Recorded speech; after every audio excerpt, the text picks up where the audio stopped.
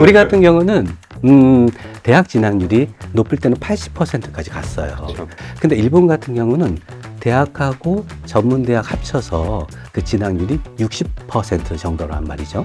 그리고 약 25% 정도가 전문학교에 들어가요. 애완견 관리사, 제과 제빵 네. 이런 거 배우고요.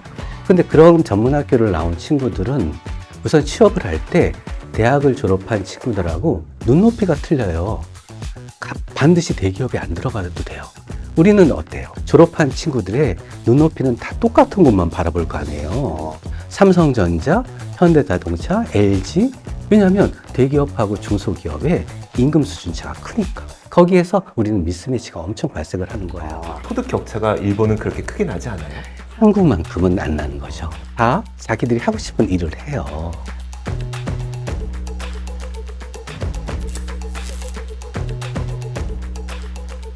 삼프로TV 압권! 안녕하세요. 저는 이주호 기자입니다. 안녕하세요. 권순 기자입니다. 아, 저희가 2MC로 진행을 하려니까 헷갈리네. 오랜만이네. 아, 요즘에 제가 걱정이 많아요. 뭐가요? 은퇴하고 뭐 살고 뭐 해먹지? 아, 저는 당장 아, 그래요? 다음 달에 안 잘리겠지? 아, 근데 요즘에 진짜 그 많은 분들이 좀 심각하게 고민하고 계시는 것 같긴 해요. 왜냐면 얼마 전에 이제 국민연금 개혁안도 나왔고 거기서 이제 뭐 나오는 얘기가 야, 연금을 거의 뭐 68세 돼서야 받을 아, 이게 뭔가 좀 준비를 해야 되겠다. 예. 그런데 실제로는 준비가 좀 덜 돼 있다라는 생각이 들지 않으세요? 근데 이게 진짜 우리 사회의 난제 중에 난제잖아요. 근데 거의 다 연결돼 있는 이슈인데 네. 이렇게 마음이 불안하니까 결혼을 못하고 그쵸. 결혼을 안 하니까 물론 결혼 안 하고도 날 수는 있습니다만 애가 안 생기고. 거기서 저출산 문제 그렇죠. 생기고 그리고 또 이제 연세가 좀 있으신 분들은 노후 준비가 잘 돼 있는지 그리고 우리나라 인구가 감소하고 있다는데 네. 과연 노동 인구는 유지가 될 수 있을지 그러니까요. 노동 인구가 부족해질 것 같아서 정년을 연장하자고 보니까 청년들 취업은 될지 그러니까요. 청년들이 취업이 안 되면 또 결혼을 안 해. 결혼을 하면은 애를 안 낳아. 그래서 이런 문제들이 참 어려운 난제인데다가 굉장히 긴 시계열로 맞아요. 일이 진행되는 거다 보니까 참 그냥 다들 답답해만 하고 혹시 그러면 이걸 미리 경험해 본 사람들 내지는 나라가 있으면 좀 배워보면 좋지 않을까 싶어요. 그 저 멀리 가까운 일본이 그렇죠. 그래서 예. 오늘 저희가 특별한 분을 모셨습니다. 자, 이 그 일본에서 그 이걸 뭐라고 불러야 됩니까? 인구 정책? 아니죠. 뭐라고 해야? 일단 기초적으로 저희가 다루려고 하는 주제는 네. 그 노령 일자리 정책 노령 일자리 정책. 관련한 부분인데 네. 이게 단순히 노령 일자리 문제로 끝나지 않는 거죠. 이게 뭐 연금 문제, 저출산 그렇죠. 문제, 그 청년 세대와 노인 세대의 갈등 문제, 거기에 뭐 그 인구 감소 문제 이런 것들이 굉장히 복합적으로 얽혀 있기 때문에 우리는 여기에 대한 답을 전혀 내리지 못하고 있는 거고 네네. 사실은 이 얘기는 여러 문제가 아니라 한 가지 문제입니다. 우리가 어떻게 살아갈 것인가? 우리 사회는 어떻게 지속 가능한 삶을 유지할 것인가에 네네. 대한 문제인 것 같아서 그런 경험이 풍부한 분을 한번 모셨어요. 모셔봤어요. 그러니까 물론 이분이 뭐 출산을 많이 해보거나 나이를 많이 들어보거나 아니요, 연금을 많이 받아보거나 이런 걸 많이 받아보거나 그런 건 그건 아니고 아니지만. 일본 사회를 거의 한 20여 년 동안 네. 이 문제에 천착해서 바라보셨던 분이죠. 자, 바로 모셔보도록 하겠습니다. 니세이 기초연구소 김명중 박사님 모셨습니다. 안녕하세요. 안녕하세요. 안녕하십니까. 반갑습니다. 아, 박사님 네. 정말 뵙고 싶었습니다. 저도 뵙고 싶습니다. 예, 그리고서 이 자료를 보다가 네. 진짜 한 페이지 한 페이지가 다 궁금한 네. 내용이었어요. 그 일단 본인 소개 좀 잠깐 좀 부탁 좀 드릴게요. 네, 저는 일본 니세이 기초연구소라는 경제연구소에서 고용정책하고 사회보장 정책을 연구하고 있는 김명중이라고 합니다. 일본에 간 지는 한 24년 정도 됐고요. 지금 원래 전공은 노동경제학, 그리고 사회보장론 쪽입니다. 근데 저희가 아까 이주호 기자랑 얘기 나눴던 것처럼 네. 이게 이슈가 분명히 개별 이슈별로도 다 이슈가 있는데 네. 이것도 다 또 섞여 있는 이슈다 보니까 그렇죠. 얘를 건들면 얘가 안 되고 얘를 건들면 얘가 안 되고 얘를 건들면 제가 싸우고 쟤를 대면 제가 싸우고 이런 식으로 좀 돌아가고 있는 것이 한국의 현실이거든요. 네. 그 일본에서도 이 정책은 원래 이런 겁니까? 고령자 정책 말씀이십니까? 고령자 정책을 비롯한 이 수많은 이슈들이 네. 원래 같은 맥락으로 이어지는 그렇죠. 거예요. 거의 많이 연결이 됩니다. 근데 한국만큼은 좀 심하진 않은 것 같아요. 그러니까 우리가 일본 같은 경우는 고령자 고용 정책을 실시하고 또 한국과 다르게 한국보다는 약간 출산율이 높아요. 그리고 또 교육 시스템이 한국하고는 많이 다릅니다. 네. 그런 문제에서 교육 시스템부터 미스매치 문제, 그런 실험 문제, 청년 실험 문제 이런 게 다 연결되고 네. 또 그게 청년 실험 문제는 또 결혼 문제로 연결이 되고 결혼 문제는 또 출산 문제로 연결이 되는 거죠. 그러니까 이런 여러 가지 문제로 연결되는 거는 그런 문제가 많이 나타나는 거는 현재 일본보다는 한국이지 않을까 저는 생각을 합니다. 예. 일본 그러면 한국하고 일본을 비교를 해봤을 때요. 네.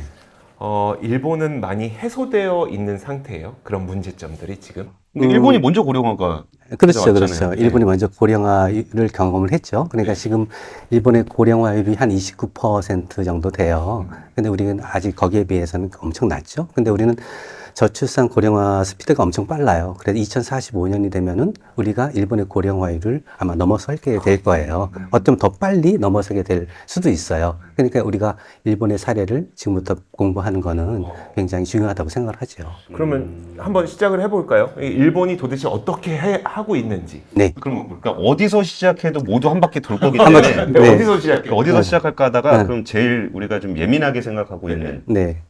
정년. 네. 정년 연장은 어떤 제도의 일부라고 고용자 고용 정책이라고 봐야 되나요? 그렇죠. 고연령자의 고용 정책의 일부라고 보시면 되는 거죠. 예, 그리고- 그러면은 정년 연장부터 시작해서 네. 그 고령 고용 네. 관련한 얘기로 한번 시작을 한번 그럴까요? 해보죠. 네. 예. 네.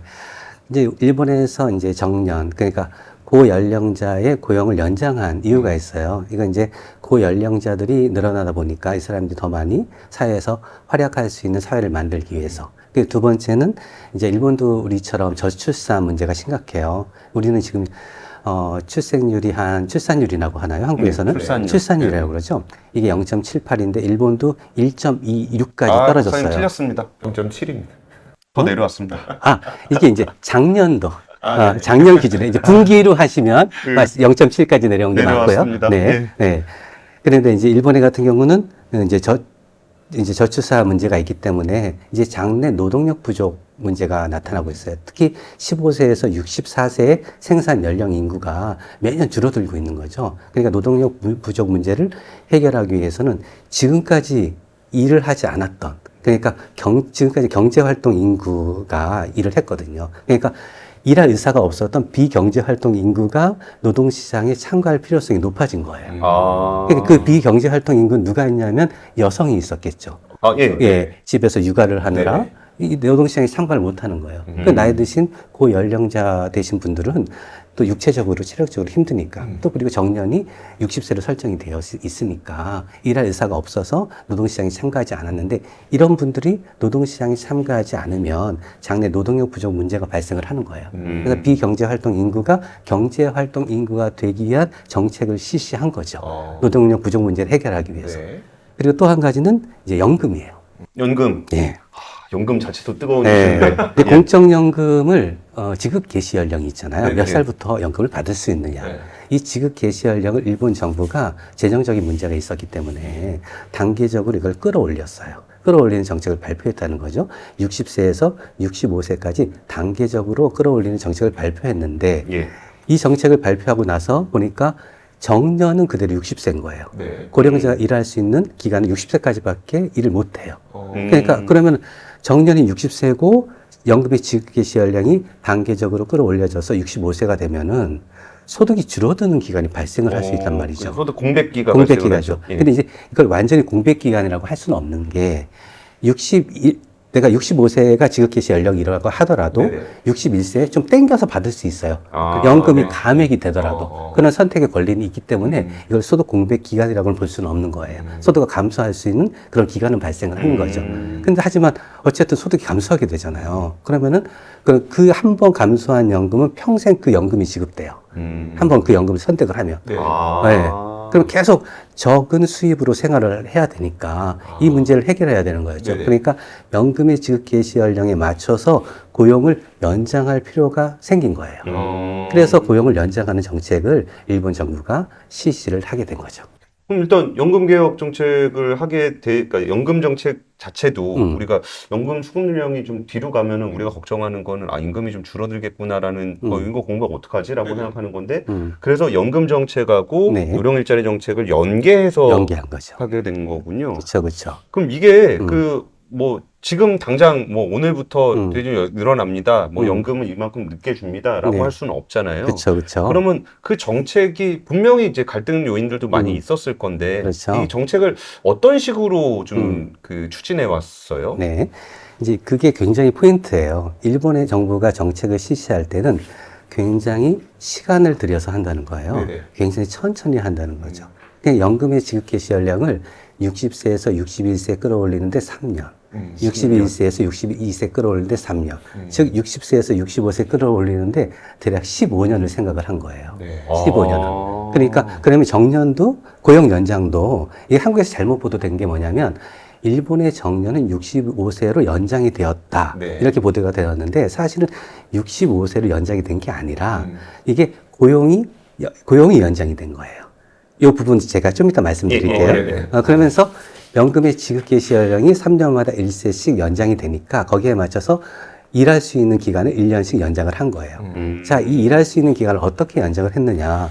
우선 정년을 연장을 한다는 정책을 정부가 발표를 하면 기업에서 반대를 해요. 그쵸. 네. 제일 돈 많이 받는 네. 사람들인데. 그죠? 네. 연공서열이기 때문에 돈을 많이 받는데 거기에 대해서 돈을 또 줘야 되니까 1년 동안 높은 임금을 지불해야 되니까 기업에서 반대를 할 거 아니에요. 그러니까 세 가지 정책을 내놨어요. 정년을 연장하거나 네. 정년을 폐지하거나 폐지요? 예, 정년을 아예 없애는 거예요. 오. 그러니까 일하고 싶은 만큼 체력적으로 일할 수 있을 만큼 일하게 하는 그런 정책인 거죠. 근데 이거 두 개 다 사실 기업 이 입장에서는 부담이 되는 거잖아요. 그러니까 급여 나가는 건 똑같은 똑같은 거죠. 네네. 그러니까 정년을 폐지하면 근데 65세가 되기 전에도 내보낼 수는 있는 거니까. 정년을 폐지하면 뭐 일할 수 있을 만큼 일하니까 뭐 그렇게 되는 사례도 있을 수도 있겠죠. 근데 여기서 네. 기업의 자율성이 조금 생긴 거고 폐지라는 그렇죠. 거는 연장이라는 거는 약간의 가이드를 그렇죠, 주게 되는 그렇죠. 거고. 예. 65세라 아니면 63세거든 네네. 설정을 하는 거니까요. 정년 폐지 같은 경우는 뭐 일할 수 있을 만큼 일하게 하거나 또 기업이 어떻게 조절을 할 수 있는 그런 부분이 있겠죠. 그리고 또 하나는 이제 그 두 가지만 선택지를 제공을 하면 기업이 반발하잖아요. 예. 근데 이 제도는 실시해야 되는데, 근데 거기에다 계속 고용이라는 제도를 넣었어요. 계속 고용. 예, 계속 고용이라는 거는 60세에서 60세 일단 고용 계약을 해지를 해요. 네. 그리고 60세부터 1년간 네. 촉탁, 비정규직이죠. 네네. 비정규직으로 계약을 맺어요. 그래서 61세까지 일을 할 수 있게 해줘요. 네. 그리고 또 1년 더 희망을 하게 되면 또 61세 되는 시점에서 또 1년간 계약을 맺어요. 그래서 단계적으로 62세, 63세 이렇게 끌어올리는 거예요. 그렇게 되면 이 기업 차원에서는 어떤 유리한 점이 있냐면 계속 고용을 하게 되면은 비정규직이라고 말씀을 드렸잖아요. 네네. 그러니까 정부에서 이 정책을 실시하기 위해서 임금을 어디까지 지불해야 된다. 예를 들면 60세 시점의 임금의 뭐 70%를 지급해야 된다. 예. 80%를 지급해야 된다. 이런 기준을 안 둔 거예요. 그러니까 기업이 재량적으로 월급을 끌어내릴 수 있게 한 거예요. 그러니까 예. 많은 기업에서는 어떤 기업에서는 30% 수준까지 끌어내린 기업도 있어요. 너무 깎은 거 아닙니까? 예. 근데 이런 고민을 하게 될 것 같아요. 제가 정년이 됐어요. 나가긴 나가야 돼요. 근데 연금을 미리 당겨받을 수는 있어요. 근데 미리 당겨받자니 나의 남은 인생이 다 근근히 살 것 같아요. 그렇죠, 그렇죠. 그럼 그걸 할까? 어. 아니면 그래요. 남는 5년, 공백 기간 5년이라도 뭐 조금 적은 돈을 월급을 받더라도 이때 살고 연금을 조금 더 충분히 받을까? 그런 선택은 하게 되지 않을까라는 생각이 드네요. 그렇죠, 그렇죠. 그거는 개인 입장이고 네. 기업 입장이면은 네. 이게 분명히 이게 그러니까 정년 연장을 이게 연금 수급 연령 때문에 그런 거라 그러면 나는 사실 이게 별로 안 쓰고 싶어. 그렇죠. 근데 그게 쓰게 되는 거니까 음. 뭐 하려면 하고 말라면 마. 그러면서 굉장히 낮게 그렇죠. 줄 것 같아요. 그리고 이게 또 그쵸. 1년 단위로 할 수 있으니까 그렇죠. 자기가 필요하면 1년만 하고 네. 뭐 하다 보니까 뭐 괜찮네? 네, 그럼 네. 연장하고 해서 그렇죠. 기업의 자율성은 많이 높아졌을 것 그렇죠, 같아요. 그렇죠. 그렇게 됐겠죠. 그래서 기업이 우선 이렇게 세 가지 선택지를 제공함에 따라서 예. 우선 기업의 부담을 줄여준 거죠. 전체적으로. 그러면서 이제 연금의 지급 개시 연령하고 고용을 연장할 수 있는 그런 대책이 된 거예요. 그러면 이런 정책을 썼을 때 네. 결과는 어땠어요? 이제 우선 기업 입장에서는 정부 정책이니까 네. 일본 기업은 웬만하면은 뭐 그렇게 반대 안 하고 따르거든요. 근데 그 노동조합도 전체적으로는 이 협력적이에요. 굉장히 민주적인 노동조합이에요. 그래서 되게 재밌는 거는 그 노동조합에서 사무국장을 한 사람들이 기업에서 승진 케이스가 되는 경우가 많아요. 전무가 되거나 네. 뭐 이사가 되거나 그렇게 예, 이동을 하는 경우가 굉장히 많죠. 그렇기 때문에 전체적인 협력적인 노동 관계가 계속적으로 유지가 되고 있고요. 그리고 노동조합 이런 얘기 저런 얘기 다 해도 되겠죠? 예. 노동조합 같은 경우에 옛날에 노동조합의 조직률이 굉장히 낮아졌어요. 한국도 그렇죠. 지금 옛날에 비해서. 네. 그러다 보니까 노동조합의 고령화가 진행이 됐어요. 맞아요. 노동조합에. 그러니까 나이 드신 분들만 노동조합에 가입을 하고 젊은 분들은 많이 가입을 안 해요. 그럼 나이 드신 분들은 어느 정도 월급을 받고 있다는 말이죠. 그죠? 월급을 받고 있을 거고 또 이 어느 정도 그분들이 생각하는 거는 임금보다는 고용 안정을 더 중요시하는 거예요. 네. 얼만큼 더 일을 할 수 있는가. 이런 부분을 더 중요시하게 생각을 하는 거예요. 그러다 보니까 임금을 끌어올리는 임금 인상보다는 고용 안정에 대해서 많이 요구를 하게 된 거죠. 일본의 노동조합의 경우는. 말씀 들어보니까 좀 납득이 가는데 사실 이게 또 뜯어서 보면 이게 상황마다 다른 것 같은 거예요. 예를 들어서 그 대기업과 중소기업의 차이, 아니면 도시와 지역의 차이, 그리고 뭐 고연봉자와 저연봉자의 차이, 뭐 이런 부분들이 우리가 정년 얘기를 할 때 항상 나오는 얘기가 네. 결국은 정년 연장은 대기업하고 공기업만 하고 결국은 뭐 중소기업들은 해주지도 않는 거 이거 그렇죠. 정년 연장 하면 뭐하냐 그런 것처럼 입장들이 좀 다 달랐을 것 같은데 그렇죠. 그 두 가지가 궁금해요. 그 네. 입장별로가 궁금하고 아까 이쪽 기자가 얘기했던 것처럼 네. 막상 도입을 해보니까 어떤 일들이 벌어졌는지. 네. 그 부분에 대해서 말씀을 드릴게요. 네. 우선 기업하고 노동자 입장이 틀리겠죠. 네. 기업하고 노동자 입장이. 기업 입장에서는 계속 고용이라는 걸 선택을 해서 월급을 적게 줘도 되니까 어느 정도 만족을 할 거예요. 그리고 일을 시킬 수 있으니까 정부 정책도 따를 수 있으니까. 하지만 노동자의 경우에는 근로자의 경우에는 우선 월급이 깎이면 일할 의욕이 안 나잖아요. 일을 하기가 싫은 거예요. 그러니까 생산성이 안 올라가는 거죠. 그러니까 이게 기업에서 문제가 된 거예요. 네. 고용 연장을 해서 우선 일을 할 수 있게는 했는데 생산성이 오르지 않는다. 이게 문제가 되니까 기업에서 그거를 계속 고용을 폐지를 하고 네. 정년 연장을 선택하는 기업들이 조금씩 늘어나게 됐어요. 이렇게 생산성이 안 오를 바에야 네. 정년을 연장하게 돼서 제대로 된 임금을 지급을 하면 생산성이 오르겠지. 그러면 그게 기업의 이익에도 플러스가 되겠지라는 생각. 어차피 쓰는 거 이제 제값 주고 쓰자. 그런 생각이 조금씩 보급되기 시작한 거죠. 그래서 맨 처음에 이 세 가지 선택지를 줬을 때는 대부분의 기업들이, 많은 기업들이 계속 고용을 선택을 했는데 이 비율이 점차 이렇게 감소를 한 거예요. 그래서 지금 그래도 아직도 많아요. 전체적으로 한 80% 가량의 기업들이 계속 고용을 선택을 하고 있고 예전에 비해서 정년 연장과 정년 폐지를 선택하는 기업들이 조금씩은 늘어나고 있는 거죠. 야, 이거 약간 조삼모사 같은데. 그리고 더 재밌는 거는 이제 대기업하고 중소기업 말씀하셨잖아요. 네. 그 대기업의 경우는 계속 고용을 많이 선택을 했어요. 근데 중소기업은 정년 연장이나 정년 폐지를 많이 선택을 했어요. 저희 일반 상식하고 조금 다른 것 같은 게 이게 뭔가 대기업이나 공기업들이 보통 정년을 하고 중소기업들이 상황이 안 좋으니까 오히려 조금 더 월급 조금 줄 수 있는 계속 고용을 할 것 같은데 반대였다라는 거죠? 거기에는 노동력 부족이라는 문제가 있어요. 중소기업은 노동력을 확보하기가 일본도 많이 힘들어요. 한국만큼은 아니지만 대기업하고 중소기업 사이에 처우 수준의 차이가 있거든요. 임금의 차이 같은 게 네네. 있거든요. 그러니까 될 수 있으면 대기업을 가려고 하겠죠. 그러다 보니까 중소기업이나 특히 영세기업 같은 경우는 네네. 노동력을 확보하기 힘드니까 젊은 친구들이 안 오니까 계신 분들이 더 고연령자분들이 더 일할 수 있는 환경을 제시를 하는 거죠. 생각해보니까 그럴 수도 있겠네요. 지금이야 우리가 이제 노동력 부족 문제에 대해서 좀 절실하게 느끼지 못해서 그런 건데, 중소기업 입장에서 청년들도 안 들어오는데, 그렇죠. 계시던 분들도 어쩔 수 없이 정년 때문에 내보내야 되는 네. 상황이었다면은, 그렇죠. 정년 연장해서, 네. 아니, 가긴 어딜 가냐. 네. 이래라. 그렇게 된 거죠. 네. 음. 그게 뭐 도시와 지방의 차이 뭐 이런 건 없었어요. 뭐 사무직과 제조업의 차이라든지 뭐. 왜냐면 이런 생각이 드는 게 뭔가 이게 사무직은 좀 앉아서 일하니까 연배가 좀 있으셔도 그냥 눌러 앉아 있고 싶어 하고. 근데 저희 좀 힘드니까 나 이제 그만할래 뭐 그럴 수도 있을 것 같아서. 그렇죠. 그렇죠. 도시하고 지역 차이도 있어요. 예를 들면 도쿄라든지 아니면 그 외의 도심지에는 그 대기업의 본사들이 많이 있어요. 대기업의 본사들이 많이 있기 때문에 그런 데서 이제 계속 고용을 하시는 분들이 많이 계시는 거죠. 근데 지역 같은 경우에는 이제 좀 열악한 환경에 있는 기업들이 사실은 많이 있어요. 네네. 그런 곳에서는 아까 말씀드린 중소기업과 같이 그렇게 해서 정년 연장이라든지 정년 폐지를 선택하는 기업들이 많이 나오게 되는 거죠. 사실 지금 말씀 주신 얘기는 굉장히 자연스러운 것 같아요. 그리고 저렇게 될 것 같아 라고 생각이 들면서도 당장 그 시점에는 이게 내가 청년이라면 청년 연장 그 얘기하게 되면은 나중에 노동력 부족한 거는 통계적인 얘기고 당장 내가 취업할 공간이 좀 좁아지는 거 아닌가?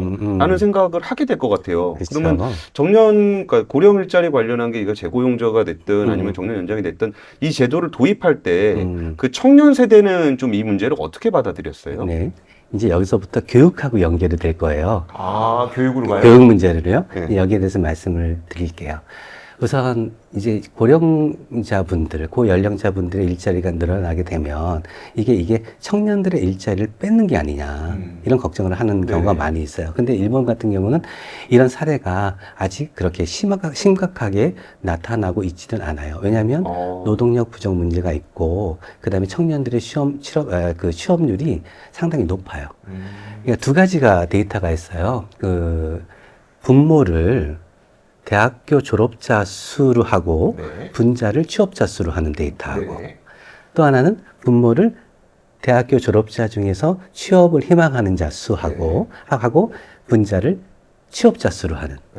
그러면 희망자 대비 취업자 수에 대한 취업률은 98%가 넘게 나와요. 원하면 거의 다 한다. 그렇죠, 그렇죠. 98%. 예. 대학교만 졸업하고 내가 일할 의지만 있으면 거의 다 한다. 그렇죠. 그렇게 그리고 요 분모가 졸업자 대비하면 70몇 % 정도 나와요. 그러니까 이제 여기는 이제 대학원을 가는 친구들도 있을 거고 유학을 하는 친구들이 있을 거고 또 한국처럼 뭐 대기업에 들어가려고 또 준비를 하는 친구들도 있고 여러 가지 케이스가 있겠죠. 그렇기 때문에 70몇 %가 나와요. 그러니까 이것만 봐도 희망하는 젊은이들은 우선은 다 취업이 되는 거잖아요. 그럼 왜 일본이 이렇게 취업이 잘 되느냐? 여기에 대해서 궁금하잖아요. 근데 우리랑 교육 시스템이 많이 틀려요. 즉, 우리는 미스매치가 많은데, 그러니까 수요하고 공급하고가 어긋나서 미스매치가 많이 발생을 해요. 그래서 실업이 많이 발생을 하는데, 일본은 그게 우리보다 좀 작아요. 그 조금만 구체적으로 말씀을 주셨으면 구체적으로 좋겠어요. 할게요. 우선 뭔가 반발심이 들어. 네. 왜 우리는 취업이 안 되고? 우리 같은 경우는 대학 진학률이 높을 때는 80%까지 갔어요. 그렇죠. 근데 요즘 좀 낮아서 한 73% 정도 되는 것 같아요. 근데 일본 같은 경우는 대학하고 전문대학 합쳐서 그 진학률이 60% 정도란 말이죠. 그러니까 우리랑 차가 있죠? 한 13% 차가 있단 말이에요. 그리고 그러면 나머지 40%는 고등학교 졸업을 하고 취업을 하느냐? 그건 아니고요.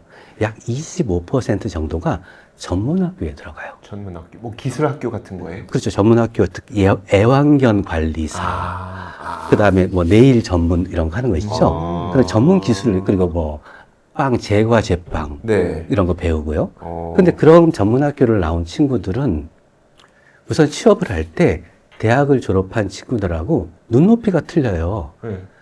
반드시 대기업에 안 들어가도 돼요. 그렇죠. 삼성전자, 현대자동차, 도요타자동차 자기가 빵 배워서 거기 들어갈 이유가 없어요. 네네네. 네, 애완견 그거 관리사 배워서 거기 들어갈 이유가 없는 거예요. 애완견 배워가지고 네. 자동차 조립하러 가거나. 그래서 다 자기들이 하고 싶은 일을 해요. 그죠? 그러면은 대학교 졸업한 친구들은 그런 이제 대기업을 들어가고 싶거나 기업을 취업을 하거나 하겠죠. 그러면 우리는 어때요? 우리는 73%가 대학교를 졸업한단 말이죠. 네. 그래서 우리는 그렇게 한국에 전문 학교가 많이 없잖아요. 그러면 그 73%가 졸업한 친구들의 눈높이는 다 똑같은 곳만 바라볼 거 아니에요. 삼성전자, 현대자동차, LG. 왜냐하면 대기업하고 중소기업의 임금 수준 차가 크니까, 격차가 크니까. 이거를 전문적인 용어는 노동시장의 이중 구조라고 하죠. 그러니까 대기업과 중소기업의 차가 너무 크니까 대기업만 바라보는 거예요. 그러니까 스펙을 쌓고 재수를 하고 삼수를 해서 대기업을 가려고 하잖아요. 토익 점수가 높아지면 대기업에 들어가기 쉬우니까. 거기에서 우리는 미스매치가 엄청 발생을 하는 거예요. 그러면요, 그 대학교를 졸업해서 취직을 하려고 하는 그 분들과 그다음에 전문 학교를 나와서 본인의 뭐 일을 하든 아니면 그 관련된 기업을 가서 일을 하시는 분들과의 소득 격차가 일본은 그렇게 크게 나지 않아요? 한국만큼은 안 나는 거죠. 그러니까 어느 정도 이제 사회가 전문적인 기술을 가지고 있으면 그걸 인정해주는 사회가 되어 가고 있는 거죠. 물론 격차도 좀 나요. 근데 그 분야에서 어느 정도 성공을 하면 그걸 인정해주는 그런 시스템이 갖춰져 있는 거죠. 그러면 1차적으로 그 청년 세대와의 갈등 문제는 일자리가 없을 때 생기는 그렇죠. 거였고, 그렇죠. 그럼 그렇게 청년 문제가 없었을 때 정부에서 그러면은 노령 인구들에게 일자리를 계속 제공하도록 하는 정책을 강제할 수는 없잖아요. 야, 모든 때 다 도입해 이렇게 하진 않았을 건데 좀 실제로 이제 고연령자 고용 확보 정책을 도입을 했을 때 기업들이 이거를 많이 수용했어요? 이 세 가지를 선택을 하게 했잖아요. 아까 말씀드린 정년 연장 폐지, 정년 폐지, 계속 고용. 세 가지를 선택하라는 정책을 실시했을 때 99.8%의 기업들이 세 가지 중 한 가지를 선택을 했어요. 안 하는 건 뭐야? 안 한 0.01%는. 아니 근데 대단하죠. 기업한테는 어떤 그 정부에서도 어떤 정책적인 혜택이 또 있었겠죠? 정부에서는 이제 전체적으로 이제 이게 이제 고령자 고용 네. 촉진법을 개정을 했어요. 그래서 법률로 이걸 의무화한 거예요. 예, 의무화하게 한 거죠. 그래서 이걸 안 지키면 이제 기업에 불리한 상황이 될 수 있도록 그렇게 만들어 놓은 거죠. 근데 그 기간은 네. 상당히 길게. 그렇죠. 주고. 이제 한 15년 걸려서 15년 동안 이제 전체적으로 60세에서 65세까지 고용을 연장하는데 이걸 15년 정도 기간을 준 거죠. 그럼 이제 3년에 한 번씩 올린다 그러면. 그러니까 내가 만약에 60세야. 그럼 나한테 정책 변화가 생기는 건 많아야 2번, 적으면 1번이에요. 그렇죠. 그러니까 예를 들어 내가 좀 나이가 먹어서 월급이 떨어져. 그 연금 수급료는 뒤로 늘어져. 근데 매년 뒤로 가면은 불만이 많을 텐데. 그렇죠. 5년에 한 번 정도. 네. 그러니까 나는 이 연금 수급료가 늦어지는 게 1년이야. 그러면 그걸 좀 받아들일 수 있는 기간이 그렇죠. 좀 길어진 그렇죠. 것 같은데요. 그렇죠. 그러니까 60세에 시작을 했잖아요. 60세에서 이제 61세로 3년 후에는 연금의 지급 개시 연령이 61세가 적용이 됩니다. 그러면 그 안에는 61세까지 고용이 되는 거예요. 그 다음에 연금을 받을 수 있으니까 61세부터. 그러니까 단기적으로 61세에 받는 분들도 계시고 62세에 받는 분들도 계시고 63세에 받는 분들도 계세요. 그래서 62세까지 일하시는 분들, 3세까지, 4세까지 일하시는 분들이 계신 거죠. 그래가지고 이게 한 번에 5년이 확 늘어났으면 그 부담이 좀 컸을 그쵸, 건데 그쵸. 이거를 이렇게 분산을 시키니까 네. 기업도 부담이 좀 덜하고 뭐 개인도 부담이 좀 덜하고 뭐 그렇죠, 그런 그렇죠. 분위기였겠네요. 예. 근데 저희가 상상을 잘 못해서 그런데 그 고령자의 고용이 확보가 되면 뭐 분위기랄까 아니면 제도랄까 뭐 이런 것들의 변화는 좀 어떨까요? 우리 생각해 보면은 그 마음에 안 드는 부장님 계속 계셔. 좀 가셨으면 좋겠는데 저분은 계속 계시고 밑에 막내는 안 들어오고 네네. 이거 정말 좀 화가 나거든요.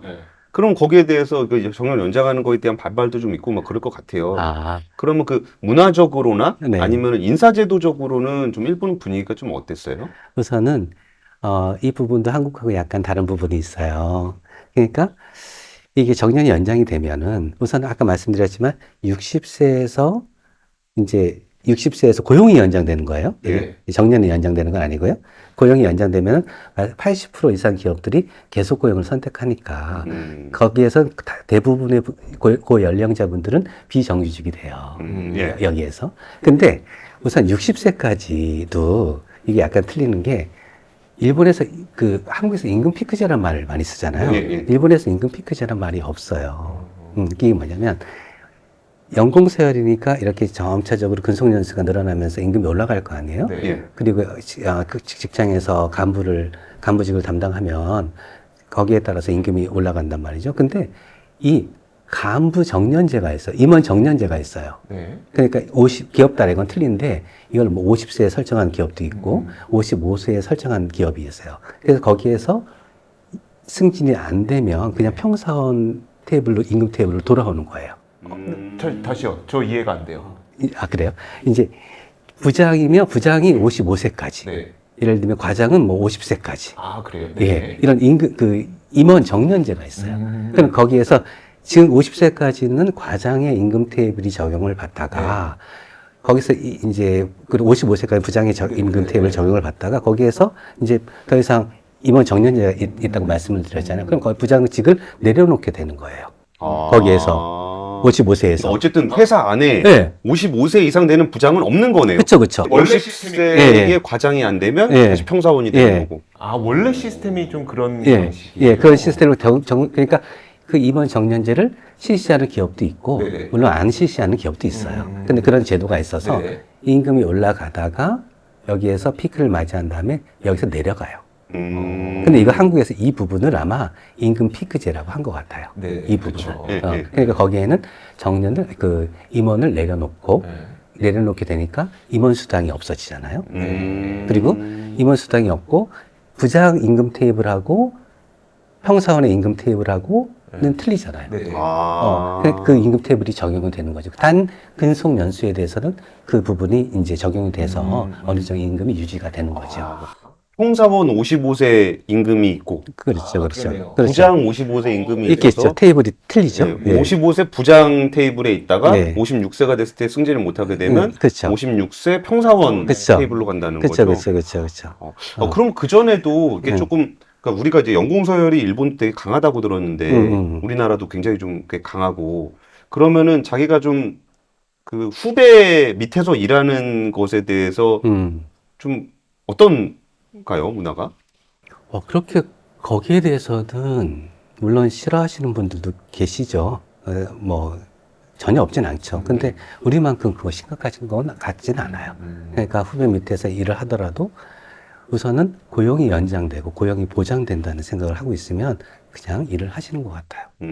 직무도 바뀌고 뭐 그런. 네. 저는 근데 여기서 두 가지 정도 궁금증이 생기는데 뭐냐면 첫 번째로 아까 그 계속 고용을 하게 됐을 때 많은 기업들이 계속 고용을 네. 선택한다 했으니까 계속 고용을 하게 됐을 때 업무가 변하나요? 아니면 뭐 내가 하던 그 업무를 그대로 하게 되나요? 네. 좋은 질문이신 것 같아요. 이제 이게 데이터가 있어요. 네. 데이터 이제 이 앙케이트 조사를 하는데 대부분 한 절반 이상 되시는 분들은 원래 하던 일을 계속 하세요. 거의 그래요? 예, 원래 하던 일을 계속 하시고 또 한 20% 정도 되시는 분은 좀 다른 업무를 해요. 근데 기술직 같은 경우는 똑같이 작업을 하시면 되니까 네. 그 일을 하시면 되는데 사실은 사무직 같은 경우는 공급과잉이에요. 공급과잉. 그러다 보니까 문과는 예. 문과는 공급과잉이야. 예. 그래서 계속 고용을 시키기가 상당히 힘든 거죠. 사실은 업무를 거기에 맞는 업무를 제공하기가 네. 상당히 힘든 경우가 사실 일본에서도 많이 있어요. 그러니까 전체적으로 뭐 업무 지도를 한다든지, 네. 그리고 아니면 그 젊은 직원들한테 자기들이 알고 있는 거를 가르쳐 준다든지, 상담을 한다든지. 그러니까 어쨌든 우리가 그런 사회로 갈 때는 그런 마찰들이 있을 것 같거든요. 기술직이야 뭐 내가 하던 거 계속하면서 조금 덜 받지 뭐 해도 되는데 말씀하셨던 것처럼 정말 공급이 많은 업무의 경우에는 이걸 뭐 기업이 바꿔주던 이게 근로자가 스스로 바꿀 것 같지는 않거든요. 그러면 이것도 어떤 정책적인 어떤 뭐가 들어갔어요? 아니면 자연스럽게 좀 그렇게 변하게 됐어요? 정책적으로 거기까지 정부가 지시하는 건 없고요. 어. 이제 기업 내에서 네. 조절을 할 수 있게 하는 거죠. 또 한 가지 궁금한 게 아까 이제 임금 테이블이 부장을 넘어서고 과장을 넘어섰을 때 그 이상 진급 못하면 평사원의 55세 이게 적용된다 그랬잖아요. 근데 문득 이런 생각이 드는 거예요. 그러니까 저희가 아주 나이브한 생각으로 일본은 임금 상승이 그렇게 많지 않았으니까 이게 가능했던 게 아닐까? 왜냐하면 떨어지더라도 그렇게 크게 안 떨어졌을 것 같다는 느낌이 있는데 우리나라는 사실 생각보다 임금 상승률이 좀 있는 나라니까 네. 이게 우리나라에 적용될 수가 있을까에 대한 궁금증인데 이런 특수성이 좀 있었을까요, 일본에? 말씀하신 것처럼 일본 같은 경우에는 임금이 그렇게 많이 오르지 않았죠. 그러니까 대략 한 평균 근로자의 임금이 한 430만 엔 정도 될 거예요. 네. 430만에 예. 그러니까 한국 돈으로 하면 한 그냥 4천만 원 정도 네, 될까요? 4천만 원 정도. 그 정도 네. 될까요? 그 정도 돼요. 근데 이제 그게 별로 그렇게 안 올랐단 말이죠. 그러니까 이제 우선 임금이 안 올랐는데 요 임금 체계를 아까 물어보셔서 그런데 임금이 좀 체계가 좀 약간 굉장히 복잡해요. 그 옛날에 그 제2차 세계대전이 끝났을 때는 생활을 유지할 수 있는 생활급을 우선으로 지급을 했어요. 네. 어느 정도 임금을 생활을 할 수 있도록. 예. 근데 요즘은 그 역할급, 뭐 직무급, 연공급, 뭐 이런 부분이 다 나눠져 있어가지고 여러 가지가 포함이 되어 있어요, 사실은. 근데 그런 부분으로 해서 좀 조정이 되는 거죠. 그러니까 말씀하신 것처럼 임금이 좀 줄긴 주는데 아주 그렇게 아주 엄청나게 크게 줄지는 않는 그런 상황은 어느 정도 유지가 되고 있을 거예요. 그리고 일본이 이제 많이 얘기를 하다 보면은 일본은 왜 임금이 오르지 않느냐. 이런 얘기를 많이 해요. 예. 근데 이번에는 최저임금이 한국도 지금 최저임금 내년 거 인상을 했잖아요. 네, 네. 근데 이번에는 일본이 4.3% 인상을 했어요. 우리가 2%대지 우리. 네. 네, 네. 근데 엔저 때문에 사실은 물가가 많이 올랐어요. 제가 24년 정도 있었는데 일본에 아마 이게 정확하게 계산은 안 되겠지만 22년 있었던 기간하고 최근 2년 기간의 물가가 거의 비슷하게 오른 게 아닌가라는 생각이 들 정도로 물가가 많이 올랐어요. 그럼 22년을 그거를 22로 나누면 거의 안 올랐다는 거의 얘기죠. 안 올랐어요. 거의 안 올랐어요. 근데 최근 1, 2년 사이에 물가가 오르기 시작했어요. 그러다 보니까 최저임금 인상률을 높게 설정을 안 할 수가 없게 된 거죠. 근데 거기서 그 은퇴 후에 지금 연금 수령 일자는 거기 맞춰져 있는 거예요, 제도적으로? 그러니까 공적연금 구조는 어떻게 돼 있어요? 공적연금이 또 한국하고는 약간 틀려요. 이제 1층 부분이 있고 네. 2층 부분이 있어요. 1층 부분, 이제 이 부분은 그래프 같은 게 있으면 되게 좋은데 1층 부분의 경우는 이 20세 이상 전 국민이 가입을 하는 거예요. 예. 예. 근데 1호 보험자가 있고 2호 보험자가 있고 3호 보험자가 있어요. 여기에. 네. 되게 1호, 2호, 3호 피보험자가 있어요. 연금을 가입하는 사람들이 피보험자잖아요. 예. 그걸 세 가지로 나눠요, 일본은. 이게 왜냐면 1호는 자영업자, 예. 2호는 셀러리맨 공무원, 네네. 3호는 이게 특이한 제도예요. 셀러리맨, 즉 근로자, 공무원과 셀러리맨의 배우자가 제3호 피보험자예요. 배우자요? 배우자. 배우자가. 그러니까 이게 되게 특이한 건데 이 일정 금액, 그러니까 대략 130만, 연간 소득이 네. 130만의 미만인 경우에는 보험료를 안 내요. 사회보험료를 안 내요. 네네. 보험료를 안 내는데 셀러리맨과 공무원의 배우자이며 연간 소득이 130만 엔이라든지 일정 수준 이하일 경우에 보험료를 안 내더라도 예. 65세가 되면 연금이 지급이 돼요. 연금을 안 냈는데. 예. 오. 1호는 자영업자, 2호는 셀러리맨, 네. 3호는 셀러리맨의 배우자. 네. 남녀는 상관없나요? 그렇죠. 이제 예를 들면 2호 셀러리맨 여자가 일을 하고 예. 남자가 집에서 살림을 하는 경우도 있을 수 있잖아요. 네네. 예. 근데 그런 경우는 남자가 적용이 되죠. 근데 대부분 90몇 분은 여자분들이 많죠. 근데 거기에 대해서 기초연금 부분이 있어요. 네. 그래서 기초연금이 평균 지급되는 금액이 한 달에 65세부터 하면은 5만 얼마예요. 5만 4천 엔 정도. 네네. 평균. 50만 원 정도. 예. 네. 그 다음에 2층 부분이 있어요. 네네. 여기는 셀러리맨하고 공무원만 가입을 해요. 네. 근데 이건 소득 비례예요. 이렇게 돼 있어요. 아. 소득이 많으면 보험료를 더 내고 내고. 나중에 급여를 더 많이 받는 거죠. 근데 이제 그 표준 보수 월액이라고 있어가지고 자기가 받는 보수에 맞춰서 보험료를 내요. 예. 근데 언제 이제 상한은 있지만 네네. 그러니까 낸 만큼 연금을 받는 시스템이에요. 음. 그럼 여기에서 받는 게 대략 평균 이렇게 해서 셀러리맨들이 받는 연금이 대략 그리고 후생연금이라고 하는데 네네. 한 14만 원 정도 받을 수 있어요. 평균이. 네네. 네. 그럼 아까 50만 원 받는 거는 음. 누구나 받는 거니까 네. 받고 네. 그다음에 후생연금으로 좀 더 낸 것에 대해서 140만 원을 받으면 네. 대략 190만 원, 그럼 한 170만 원 정도 한국 돈으로 연금을 수령할 수 있는. 이제 셀러리맨 같은 경우는 그 14만 원 안에 14만 원 5천 원 정도 안에 예, 예. 1층 부분이 거의 포함되는 아. 거죠. 네. 그렇구나. 그렇죠. 예. 그러니까 자영업자의 경우는 1인당 한 5만 얼마 정도. 네. 셀러리맨 경우는 1인당 14만 얼마를 받고 네. 아까 사모피 보험자의 경우는 보험료를 안 낸다고 말씀드렸잖아요. 네, 네, 네. 이분들은 한 5만 얼마를 또 받는 거죠. 근데 아까 배우자 얘기했을 때 잠깐 생각났다 잊어버린 건데 응. 그 배우자가 없어요. 근데 나 백수야. 그러니까 나는 자영업자도 아니고 네. 셀러리맨도 아니야. 네. 직업이 없어. 네. 그럼 그런 분들은 어떻게 해요? 그런 분들은 소득이 전혀 없는 분들은 네. 이제 보험료가 면제가 되죠. 왜냐하면 생활보호 대상자니까. 예. 예. 그런 분들은 연금은 상관없는 거예요. 연금을 지급이 안 되게 돼. 보험료를 안 내게 되면 연금을 지급을 안 되게 됐죠. 그러니까 이 보험료를 안 내면 65세가 넘었을 경우는 생활보호 대상자가 돼서 그 생활보호 공적 부조 적용을 받는 거예요. 그러니까 연금 정책으로 그치. 그치. 그분은 연금 대상자가 아니라 아니다. 그 사회보장제도에 그쵸. 의해서 하는 예. 거니까.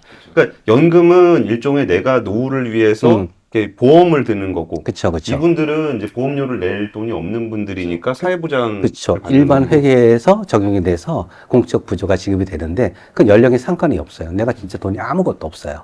그 자산도 없어요. 그럼 뭐 물론 젊을 때부터 받을 수가 있죠. 근데 이제 일할 능력 예. 이걸 중요시하기 때문에 네네. 정말 일할 능력이 없다. 나는 어느 정도 장애를 갖고 있다. 이런 분들은 그걸 이제 증명을 하게 되면 그 생활보호 적용이 되죠. 근데 우리나라는 지금 국민연금 2055년 되면 고갈된다 그래가지고 걱정들을 많이 하는데 일본도 연금제도 얘기를 들어보니까 이제 배우자 같은 경우는 연금을 안 내는데도 받는 거잖아요. 그렇죠. 그리고서 뭐 150만 원 정도, 140만 원 정도 받는다 그러면은 그 일본의 연금제도는 그게 뭐 어때요? 여기도 뭐 고갈 얘기하고 받을 수 있네 없네 얘기하고 뭐 이거를 뒤로 밀어야 되냐, 땡겨야 되냐, 뭐 더 내야 되냐, 덜 내야 되냐, 뭐 더 받아야 되냐, 덜 받아야 되냐, 뭐 이런 논쟁들이 있나요? 있긴 있는데 전체적으로 일본 정부에서 연금을 설계할 때 100년 설계라고 그래요. 그러니까 100년 앞을 내다보고 설계를 해요. 그래서 100년 뒤에 어느 정도 재원이 유지가 될 건지 이걸 다 자기들이 계산해요. 근데 경제 상황에 따라서 어떻게 될지 사실은 몰라요. 정말 100년 뒤에 그대로 될지 안 될지 모르지만 우선은 그 추계를 해요. 그리고 일본이 이 제도의 안정성을 위해서 도입을 한 게 뭐냐면 우선 연금 지급 개시 연령을 65세로 연장을 했잖아요. 연장을 하고 보험료율을 올렸어요. 일본에 그래서 후생연금의 경우는 대략 보험료율이 18.3%예요. 비싸네요. 18.3%요? 우리 2배네. 우리는 그러니까 9% 정도 되잖아요. 네, 맞아요. 그리고 그걸 단계적으로 계속해서 끌어올렸어요. 근데 그 끌어올리는 것도 0.몇 프로, 2, 3% 정도씩 이걸 조금씩 끌어올린 거예요. 체감하지 못하게. 그 국민연금 같은 경우는 자영업자가 가입하는 경우는 매월 연금 보험료를 내요. 대략 한 16,900엔 정도. 여기 좀 변동이 있는데 그 정도 내거든요. 근데 그것도 오른 거예요. 그것도 이제 뭐 한 달에, 1년에 뭐 200엔, 뭐 300엔 이렇게 올려서. 1년에 2,000원. 예, 예. 아, 그쵸? 1년에 2,000원 올린 거 가지고 나 이거 못 살겠다 갈아보자. 예. 뭐 이거 하기 조금 이게 민망한데. 정책이에요, 얘네들. 아. 야금야금 알게 모르게 네. 그냥 살며시 스며들게 어. 촉촉하게 젖을 수 아니 있도록. 근데 그걸 공개는 했을 거 아니에요. 그러니까 청사진단 공개했을 거 아니에요. 반발이 없었어요. 그래서 있죠. 보험이 좀 오른다. 언론에서 네. 보도를 하는데 금액상으로는 그렇게 큰 금액이 체감하기에 엄청 내가 이걸 내서 올라서 크게 네. 부담되는 금액은 아닌 거예요. 어. 그렇게 하고 또 단계적으로 천천히 오래오래 이걸 하는 거예요. 네. 그러니까 이게 일본의 정책의 특징인 거죠. 대략 몇 년 정도 걸렸다고 보면 됩니까? 이걸 할 때가 지금 정확하게요. 이게 한 10몇 년 했죠, 이거를. 아, 10여 년 동안 올렸다고요? 예, 10몇 년 가까이 했죠. 아. 정확한 연수는 기억이 안 나는데 한 그 정도 했어요. 한 달에 200원씩 10년 동안. 그러면 받아들일 것 같긴 한데요. 그러니까 이게 어. 시행하기가 어렵고 네. 그러니까 이거를 하겠습니다라고 얘기할 때는 분명히 거기에 대한 반발이 있을 거니까. 그렇죠. 근데 막상 시행하고 나면 음. 좀 잊어버리게 되는데 네네. 그럴 수도 있겠네요. 그리고 사실 노령 일자리 문제에서 지금 좀 다양하게 좀 번져나가고 있긴 한데 네. 이게 노령 일자리 문제가 우리나라에서는 좀 받아들여질 때 그 문제 의식이 노인 빈곤율이 네. 너무 높아요. 음. 이게 OECD 뭐 40% 얘기하는데 뭐 이렇게 계산하는 법에 따라서 좀 다르긴 하겠지만 뭐 OECD 압도적으로 1등이니까. 그럼 뭐 거기다가 또 노인 자살률도 정말 부끄러울 정도로 그 1위를 차지하고 있는데 일본 노인층은 좀 생활하기가 어떻습니까? 사실은 그렇게 넉넉하진 않아요. 이 연금이 지급되고 있잖아요. 네. 그리고 아까 여성분들도 연금권을 확보하기 위해서 1985년에 그 제도를 도입한 거예요. 3호. 예, 3호 피보험자 네. 85년에 도입을 한 거예요. 근데 이제 우리가 지금 최근 자료, OECD 자료 보면 노인 빈곤율이 한 40% 나오더라고요. 40.3%인가? 그 정도 나오는 것 같아요. 근데 일본도 한 20%가 나와요. 높은 편이에요, 선진국에는. 사실은. 아, 노인 빈곤율이? 예, 높은 편이라고요. 그러니까 연금이 걱정이 되는 건 뭐냐면 어느 정도 연금이 지급되고 있는 일본인데도 이렇게 노인 빈곤율이 20% 가까이 나오잖아요. 예. 그런데 우리 같은 경우는 지금 아직 연금이 그렇게 급여 면에서 성숙하지가 않잖아요. 네. 그러니까 이 부분이 굉장히 걱정이 되고요. 그 다음에 또 하나는 일본의 경우 그 경제학에서 지니계수라는 게 있어요. 네. 빈곤의 격차를 나타내는 지수가 있는데 이게 0에서부터 1까지예요. 그러니까 0이면은 격차가 없다, 세상에는. 예. 1에 가까울수록 격차가 높잖아요. 소득 재분배를 하기 전에 노인 빈곤, 그 지니 계수가 고령자만 보면은 얼마 나올 것 같아요, 일본의 경우? 연금 없이 진계수를 따지면 예. 아까 이게 연금 받았을 때 20% 정도라 그랬으니까 그냥 2배 치면 0.5? 한 절반 정도 빈곤? 지니 계수가 0.7을 넘어요. 와, 그러면은 엄청 예. 높아지는 거네요? 0.7이 넘으니까 일본 정부가 그걸 그대로 나누면 안 되거든요. 왜냐하면 지니 계수는 0.3에서 0.4 정도 네. 유지하는 정책을 취하고 있거든요. 음. 그게 권장되고 있으니까 0.7에서 0.4까지 내려야 되잖아요. 예. 그러니까 뭘 해야겠어요? 정부가 돈을 재정 투입을 해야겠죠. 음. 그러니까 국채 발행을 하는 거예요. 일본에서. 음. 그렇기 때문에 사실은 일본도 이게 그 노인 빈곤에서 그렇게 자유롭지가 않아요. 자, 그럼 왜 그렇게 노인 빈곤율이 높냐? 일도 많이 하고 했는데 이게 또 의문이 되잖아요. 네. 말씀 들어보니까 되게 걱정되는 게 우리는 연금도 좀 꼬여 있는 데다가 노령 일자리도 안 하고도 부채가 많잖아요. 그렇죠. 근데 거기는 연금 제도도 좀 개혁을 했었고 노인들도 일을 하게 만들었는데도 격차가 벌어져서 여기다가 재정 투입을 해야 되는 상황이라는 거잖아요. 그렇죠. 그러니까 예전에 그 제2차 세계대전 끝났을 때 사실 일본도 지금 자영업자 비율은 한 9% 정도 돼요, 일본이. 예. 우리는 한 20몇 프로 되잖아요. 근데 그때 제2차 세계대전 끝났을 때 50년, 60년대 이제 연금제도가 만들어졌을 때 일본도 그 자영업자 비율이 50% 가까이 됐거든요. 아. 그렇다면은 이분들은 사실은 샐러리맨이 가입하는 요 소득 비례 부분을 사실은 가입을 안 하셨던 분들이 그렇죠. 많이 있는 네네. 거예요. 그러니까 아까 1층 부분, 네. 이 국민연금만 가입하셨던 분들이 옛날 어른들은 많으셨다는 거죠. 그러니까 소득이 충분히 확보가 안 되고 있고, 아까 그 우리나라의 국민기초생활보호제도, 네. 이게 이제 공적부조 생활보호제도라고 하는데, 생활보호제도에서 고령자가, 고령수급자가 절반을 넘어요. 사실은. 그러니까 연금을 못 받는 분들을 연금을 받아도 적게 받는 분들이 많다는 거죠. 결국 고령화를 준비할 때 연금이 커버하지 못하는 부분은 결국 재정이 들어가야 되고 그 부분은 상당할 거라는 걸 우리도 좀 예측하고 준비해야 되는 거네요. 그렇죠, 그렇죠. 그렇게 되는 거죠. 근데 그것도 잘 안 될 것 같으니까. 정말 어. 이것도 참 만만치 않은 문제인 네. 것 같습니다. 그러면 우리가 이제 그 은퇴를 하고 나서 생활하시는 분들도 결국은 연금을 받더라도 빈곤 비율을 낮추려면 추가적인 네. 재정이 필요하다는 것도 염두에 둬야 된다. 그런 그렇죠. 말씀이신 것 같습니다. 그렇죠. 저 질문을 좀 드리고 싶습니다. 우리가 그 노령의 인생은 어떤 삶일까라고 좀 상상을 해봤을 때, 우리가 생각하는 삶은 누구나 이렇게 그 보통 우리 다 일반적으로 그러듯이 그 와이프하고 이렇게 크루즈 여행하면서 좀 젊었을 때 못 타봤던 스포츠카 하고 이제 위스키 같은 거 독하니까 한 병에 100만 원짜리 와인 이렇게 마시면서 그런 라이프를 꿈꾸지만 현실은 정말 절반 가까운 분들이 빈곤율에 시달리고 있고 진짜 그 자살률이 1위가 되는 그런 것이 현실이잖아요. 근데 일본에서는 그 노령 인구의 어떤 라이프 이게 뭐 일자리가 될 수도 있고 아니면 그 진짜 은퇴 그러니까 70세 이후가 될 수도 있고 이런 것들을 좀 설명해 주시면은 좀 노령의 어떤 모습, 라이프의 모습은 좀 어떤 모습입니까? 이 부분도 좀 차이가 있는 것 같아요. 근데 엄청나게 화려하지는 않아요. 물론 화려한 삶을 사시는 그런 고령자 분들도 계시는데 대부분의 고령자들은 그냥 수수하게 살아가는 것 같아요. 사실은 연금을 받아도 그렇게 연금액이 많지 않는 분들이 많거든요. 근데 일본 분들은 거의 연금에 의존을 하고 생활을 하고 있어요. 연금에. 그러니까 아까 말씀드린 것처럼 자영업자분들은 부부 다 받아도 뭐 7만 원, 8만 원 받는 분들 많이 있어요. 그러면 일본에서 사실은 부부가 둘이서 어느 정도 생활을 하기 위해서는 최소 25만 원에서 26만 원 정도가 필요하다고 매년 발표가 나와요.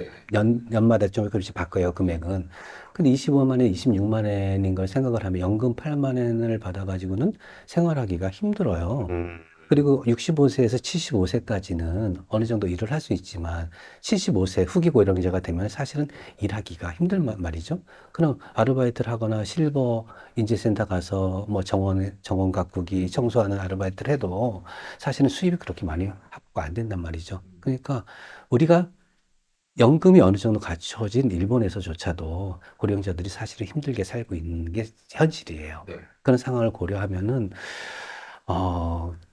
우리가 지금부터 노후소득 보장에 대해서 더 많이 준비를 해야 될 것 같고, 또 그 노인의 격차, 아까 진위계수를 말씀드렸지만, 노인의 격차가 발생하지 않도록 최대한 정부에서 고용 정책이라든지 소득 보장 정책이라든지 이 부분에 심혈을 기울여야 될 것 같다는 생각은 들어요. 그 사적연금 시장은 좀 어때요? 아니면 이게 우리 뭐 노령화 되기 전에 뭐 몇 억 모아야 된다 뭐 이런 것들에 대한 강박도 좀 있는데 그렇죠. 그 일본의 노령층들은 그 뭐 어떤 부분들을 좀 준비하나요? 우선 고령자들이 그 젊은 층에 비해서는 자산을 많이 갖고 있어요. 우선 집이 있기 때문에. 자산도 많이 갖고 있고 자산 비율은 상당히 높게 나타나고 있고, 우선 그리고 연금 외에도 한 가지 제가 퇴직금이 있어요. 퇴직금이 있는데 대기업의 경우는 퇴직을 하면 평균이에요. 2,300 정도 퇴직금이 나올 거예요. 중소기업은 한 1,800 정도 나올 거예요. 좀 적지만. 우선 그건 퇴직금이 있으니까 연금에서 모자란 부분을 퇴직금으로 커버하고 아르바이트를 하고 생활을 하고 있는데, 이 아까랑 연결해서 계속 말씀드릴게요. 이 부분이 자, 일본에서의 고령자의 삶은 화려하지 않다고 말씀을 드렸잖아요. 근데 어느 정도 자기들이 하고 싶은 거, 그리고 뭐 그런 취미 생활, 이런 부분에 대해서는 어느 정도 생활 능력이 있는 분들은 다 즐기면서는 살고 있는 것 같아요. 그러니까 그게 아까 말씀드렸던 어려서부터 그런 생활을 해왔으니까, 특별활동에서 배워왔으니까, 취미생활을 해왔으니까 그렇게 연결이 되는 것 같은데, 그런 걸 할 수 있는 비용이 전체적으로 크지 않다는 거죠. 골프를 치거나 골프를 하거나 이런 비용이 한국보다 싸고, 테니스를 하거나 그런 비용이 이용을 하더라도 금액이 저렴하기 때문에 그런 취미생활을 즐길 수는 있어요. 그렇죠? 그 노령의 일을 하는 것에 대한 인식은 좀 어떻습니까? 예를 들면은 우리나라는 이제 정년은 60세라고 얘기하더라도 실질 정년은 그러니까 실제 회사에서 잘리는 건 50세. 맞아요. 그리고 실제 언제까지 일하는지를 보면 70세. 그러면서 사실 웬만하면 돈 있으면 일 안 하고 싶어 하는 인식들이 좀 있고 어떻게든 회사에 붙어 있고 싶어도 붙어 있지 못하는 상황이 되는데 일본은 그 노령 일자리 자체에 대한 인식은 좀 어떻습니까?